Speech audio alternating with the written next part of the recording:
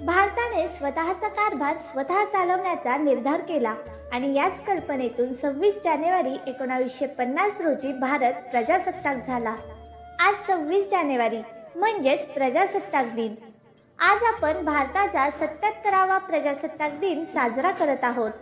चला आजच्या या विशेष दिनी आपण आपल्या संविधानासंबंधी काही नवीन माहिती जाणून घेण्याचा प्रयत्न करूया।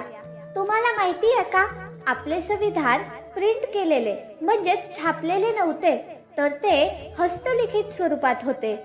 प्रेम बिहारी नारायण रायजादा यांनी त्यांच्या सुंदर हस्ताक्षरात आपले संविधान लिहिले होते। संविधानाच्या प्रत्येक पानावर नंदलाल बोस यांच्या मार्गदर्शनाखाली शांतिनिकेतनच्या कलाकारांनी भारतीय संस्कृती दर्शवणारी चित्रे रेखाटली आहेत। ही ऐतिहासिक प्रत आजही संसदेच्या लायब्ररीत हेलियम गॅस असलेल्या काचेच्या पेटीत सुरक्षित ठेवली आहे। हे संविधान तयार करण्यासाठी 2 वर्ष 11 महिने आणि 18 दिवस इतका कालावधी लागला।